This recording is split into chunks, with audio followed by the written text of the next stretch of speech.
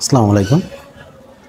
আসলে ডক্টর মোহাম্মদ ইউনূস স্যারকে আমি আগে থেকেই খুব পছন্দ করতাম।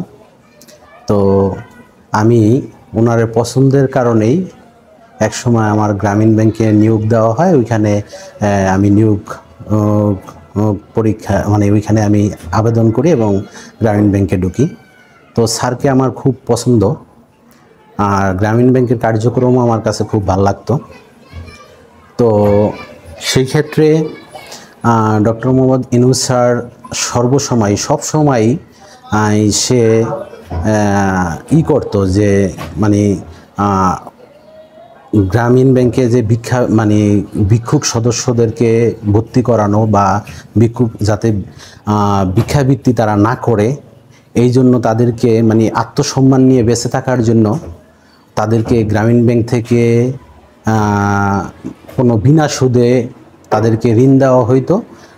তারা যেন ওই টাকা নিয়ে, গ্রামীণ ব্যাংকের থেকে ওই ঋণের টাকা নিয়ে তারা বিভিন্ন পাড়া মহল্লায় যখন ভিক্ষাবৃত্তি করতে যাবে, যাতে ভিক্ষাবৃত্তি না করে তারা বিভিন্ন ওই টাকা দিয়ে পান সুপারি, তারপর হইলো শুটকি, বিভিন্ন এগুলি নিয়ে পাড়া মহল্লায় বিভিন্ন দাঁড়ে গিয়ে এগুলি বিক্রি করবে। ওইখান থেকে অর্থ উপার্জন হবে,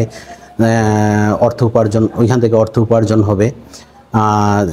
সেই অর্থ দিয়ে তারা গ্রামীণ ব্যাংক থেকে যে ঋণ নিছে, সেই ঋণ প্রতি সপ্তাহে একেবারে নামমাত্র টাকার কিস্তি পরিশোধ করবে এবং ওইখান থেকে যেই টাকা লাভ হবে সে ওইটা দিয়ে তার জীবন নির্বাহ করবে এবং ভিক্ষাবৃত্তি ছেড়ে দিবে। এইটাই ছিল ডক্টর মোহাম্মদ ইউনূস স্যারের মূল থিম। কারণ সে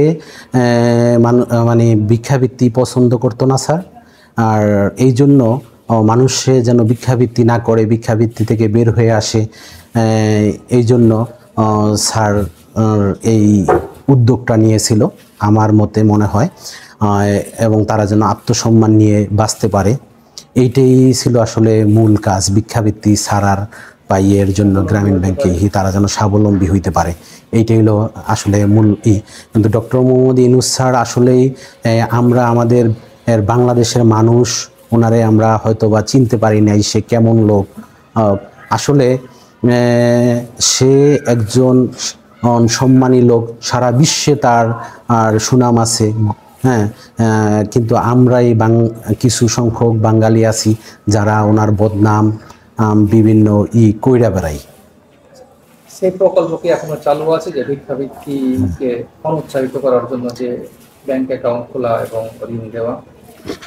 হ্যাঁ, সেই প্রকল্প চালু আছে, কিন্তু ডক্টর মোহাম্মদ ইউনূস স্যার যখন গ্রামীণ ব্যাংক থেকে বের হয়ে যায়, ওনারে বের করে দেয়, তখন অবশ্য আমি গ্রামীণ ব্যাংকে ছিলাম। আমিও গ্রামীণ ব্যাংক থেকে অবশ্য স্বেচ্ছায় বের হয়ে এসে পড়েছি, কারণ এখন আর ওইখানে আগের মতো নাই। সেই প্রকল্পটা আমার জানা মতে চালু আছে, গ্রামীণ ব্যাংকে চালু আছে।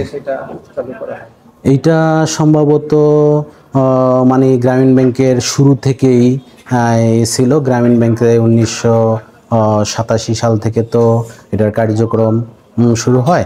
এটা শুরু থেকে 83 থেকে 87 থেকে মনে হয় সম্ভবত ওই সংগ্রামী সদস্য যেটা ভিক্ষুক সদস্য সংগ্রহের কাজ, এটা মনে হয় ওই সময় থেকেই চালু করছে। আসসালামু আলাইকুম। আজকে আমি আপনাদের সামনে একটা বিষয় তুলে ধরব, যে গ্রামীণ ব্যাংকে ভিক্ষুকদের নিয়ে ব্যাংক অ্যাকাউন্ট করা হয় এবং তাদের বিনা সুদে লোন দেওয়া হয়।